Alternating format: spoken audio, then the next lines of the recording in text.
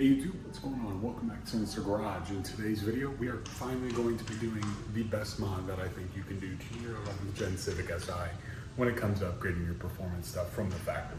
And that is going to be a KTuner. And this one right here that I got, we're officially going to be turning our Civic right here into a Civic with a laptop. So the KTuner came in this nice fancy box. I bought it from Phearable along with one of their off-the-shelf tunes. You can get custom tuned by them and also get a revision after your off-the-shelf tune. I will get that done later once I add more mods. So with that being said, I'm going to show you guys how to do this in this video. Now keep in mind this process will be different for the 2025 and up models, as they do need a bench cable. So I recommend checking out another video or another how-to on how to do that, because the process is completely different, because you need to hook the bench cable up to the battery and follow the other steps from there. The 2022 through 24s, you just need to hook it up to the OBD2 port. You need your laptop, your tune, and as well as the KTuner software. You will probably need that for both of these, but I'll put the dyno charts up on the screen now of, the stock performance that Phearable says they offer. And for the reason I went with Phearable, I had Phearable on my 10th gen, and I absolutely loved the way that it made the car drive. Had the tune on the car for about 4 years, never had a single problem. 4 years, 60,000 miles, car ran perfectly. So I wanted to go with them again on the 11th gen. Now they advertise that with 93 stock power will go up. I think it's about 60-ish horsepower and like 99 pound-feet of torque. It really wakens the car up, makes it super fun to drive, super punchy off the line. Second gear is a blast in this, and overall just makes the car a lot quicker. It also improves the driving and things like that. I think it gets rid of rev hain a little bit, adds launch control. You get maps on the fly. Like you get a boost target, you get 3 separate ones. I think the first one's like 19, then it's 22, and then like 25.5 for your target boost. So, and that is fully stock. Obviously intake, inlet pipe, downpipe, things add some extra power, but it just makes the car so much better to drive. Now, you guys may say, what about head studs? Well, if you don't drive like a jackass 24/7, head studs will be fine on the stock motor. I'm not saying that you never need to do them. I actually recommend doing them. But as far as tuning goes, as long as you don't constantly full throttle your car everywhere, you'll be fine. My 10th gen had stock head studs, did perfectly fine. So it's not necessarily a super need, but it is something you need to be aware of. Every car is different. So if you tune it and your head gasket starts leaking, and you probably need head studs to throw on here. So I definitely recommend doing them down the road or before you tune. For me, I'm just taking the risk to do it before I tune, because I've been looking forward to tuning the car ever since. And I figured my 10th gen with the tune made it to about 120,000 miles, that I would be okay to do this stock, as this car has 40,000 miles. So let's get right into it. I'm gonna show you guys what you need to do to get everything set up and started. All right, guys, so as I said, I bought this from Phearable. You can get the device and the tune. It's like 650 bucks for the stage 1.5. I think it's R, I'm not sure. But when you open it up, this is what you get. You get some stickers from them. You get the KTuner device right here. It's face down right now, but here it is. It's got a cover on it, things like that. And then up top, you get the KTuner stickers, as well as your connection cables. So this one right here, the fat plug, will be your OBD2 one. And then you'll have another one that'll be used to connect solely to your KTuner and your laptop. Here is the back bracket for your mounting piece on the back of the KTuner. What you'll need to do is you'll take off these center screws, or these screws. This is the top one. You'll just place it on there like that. Well, not like that. I'll show you guys when I get it on there. But you'll get it put on there, and then that'll be your mounting point. And then that is all that comes in here. So next thing you'll need, other than your device, is you'll need your flash, your flashing software. So as you guys can see here on the laptop, you'll need that KTuner software. You can get it from their website, download it for the proper OS that you have. For me, obviously Windows 11, so I downloaded the Windows one. And when you go to open it up, after you get all that set up, I downloaded all the packages or the things like that. So you probably don't need all of them, but I did it just to be safe. So you'll see it's getting the loading KTuner, and then it will prompt you to connect your KTuner to it, and it'll take you through the steps. For Phearable, at least too, they will email you your tune. So after I verified my information with them when I checked out, they sent me the tune over right away before I got the device. So they sent my device out. It got here in a couple days. Mine was shipped through USPS. I hate them, unfortunately. I went through hell trying to get my actual device because they said they didn't have it at the post office. Whatever, you know, it was like a 3-day debacle of trying to get it. So as you guys can see, you get that warning message, things like that. So just follow the steps on the screen. It should walk you through. If you have any questions, they really have it on their website, how to do it. So it explains some warnings, things like that. So I'm going to get everything hooked up, get started on the process, and I will show you guys what's next. All right, guys. So next step here is that once you get, you know, the software set up and ready to go, next thing that you should do is you'll need to plug the KTuner in down there to your OBD2 port or OBD2. It'll be right under here, and it's a little dark down there, but my finger, as you guys can see, it's right here.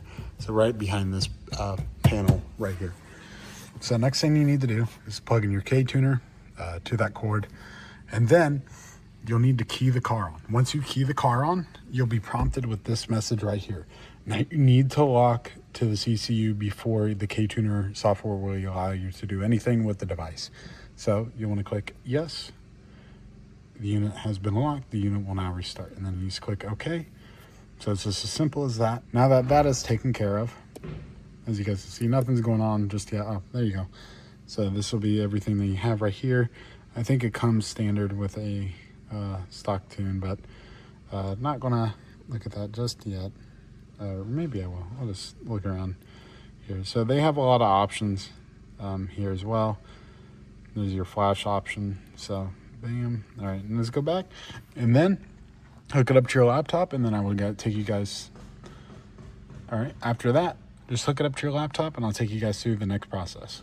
All right, guys, so next part you get here, once you hook it back up, you get a little warning message. I'm not showing the top because I don't know if that's any like important information. Basically just telling you that like you have to unlock it and everything like that before you sell it. So just agree to that. Now, I just want to let you guys know that make sure you're very careful when you do this. Since you are flashing a tune directly to this stuff, you know, things can go bad. And honest, like, just be clear, like make sure your laptop's fully charged or charged enough to where you know you can get through this. You'll get an option to basically recover everything. So if things go real bad, you'll have the stock flash on there, so hopefully you can recover. So this will probably take a few minutes. I'll be back with you guys once it's over. You're a dumbass. You're a dumbass. You're grade A, #1, bona fide first class. You're a dumbass. You're a dumbass. And you'll be one all your dumbass life.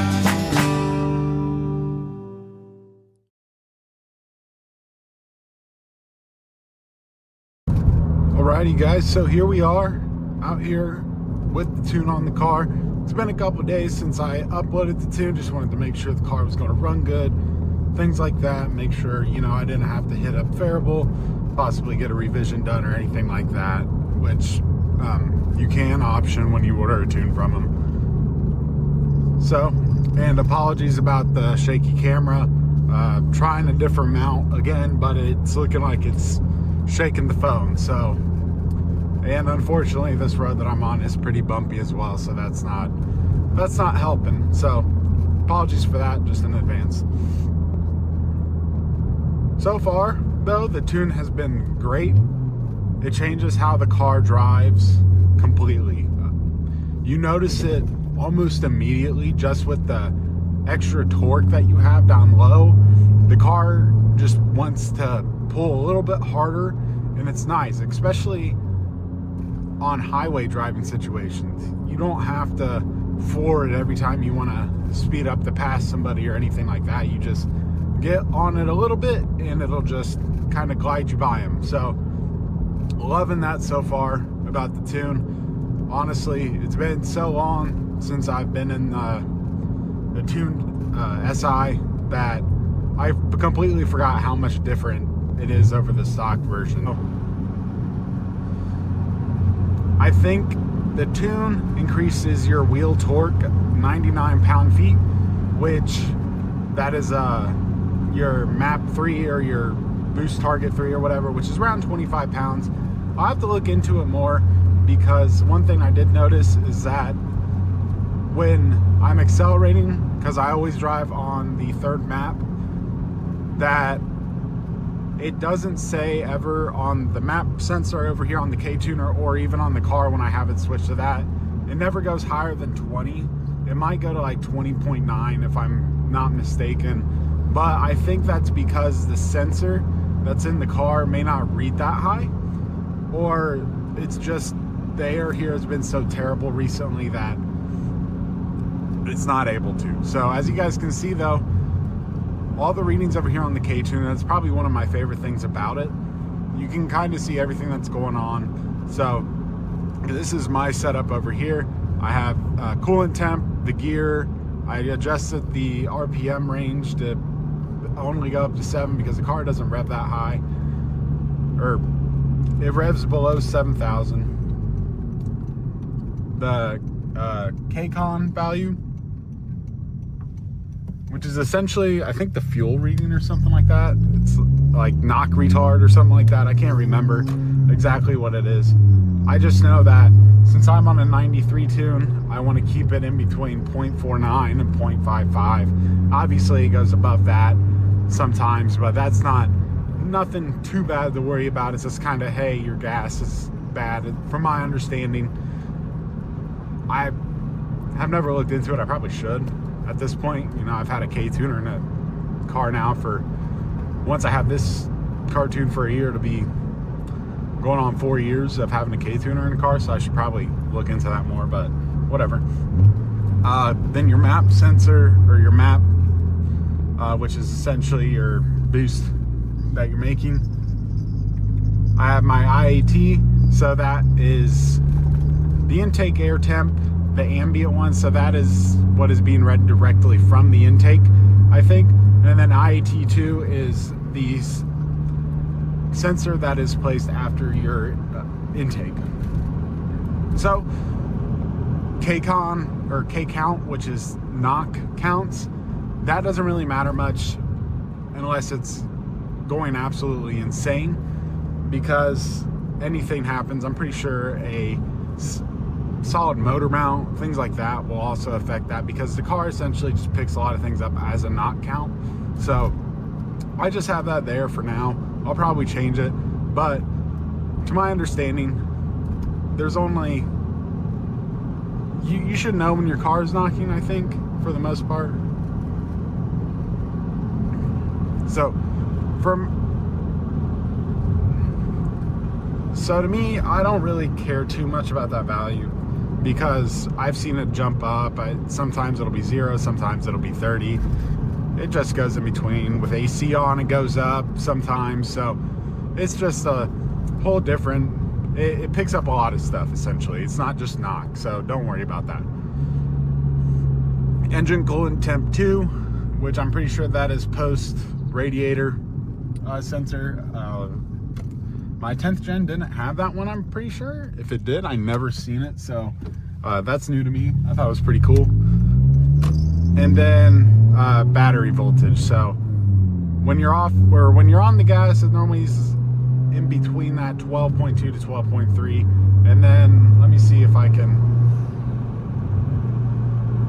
And then when you let off and you're not on the gas, it's like 14 to 15 like it is right now. So I'm gonna give you guys a quick little pull. This will be a third gear rip real quick. And just get on it a little bit, bring it up in RPM.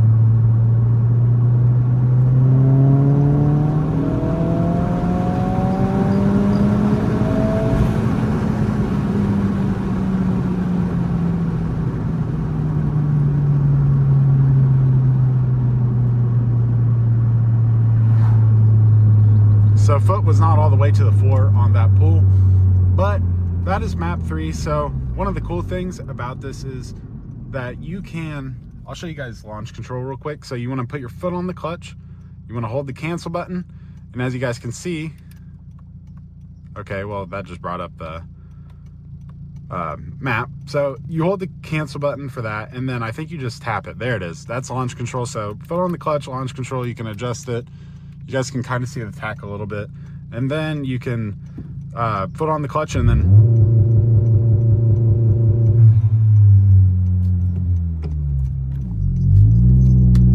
that is essentially your launch control.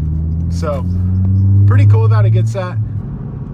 But overall, man, if you are hesitant about getting a tune for your car, I wouldn't hesitate too much about it.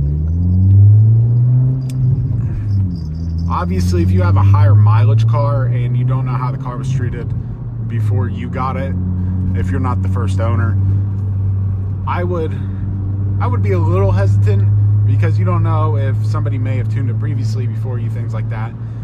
So obviously every car is different, take into consideration that fact, but the tune is great. It changes the whole driving dynamic of this car completely, and I think it is worth it. Now, I did turn off the rev match as well. Throttle does seem a lot more responsive when it comes to that, so I'm getting used to doing it again after driving the car for the first couple months of ownership with it on. I have turned it off, and I'm starting the rev match myself again. And I turned it off before I got the tune.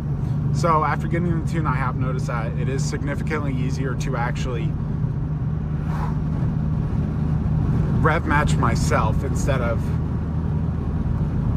previously, before the car was tuned.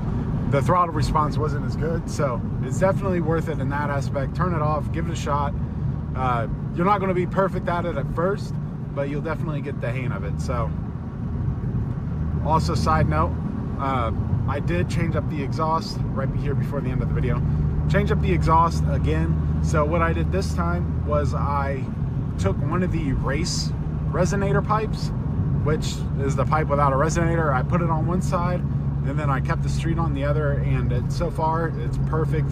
It gives the car just a little bit more volume, so it's actually pretty nice. I'm not going to put on the other one, but I think I found a good balance here. So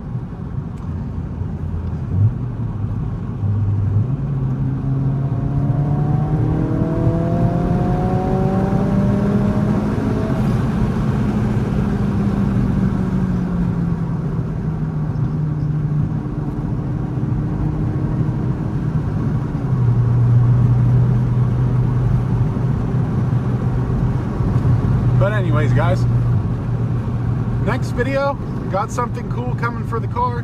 Nice little goodies. Anyways, I hope you guys enjoyed the video. If you're thinking about getting a tuner, like I said, consider, you know, your car, but I definitely think it's worth it. Don't beat the ever-living shit out of it. Let your car get up in the revs so you don't blow your clutch apart either, which that's notoriously going to happen on this car. So there is some things that you should worry about, but just take care of your car and it'll treat you well. So hope you guys enjoyed the video. Hope to catch you guys in the next one.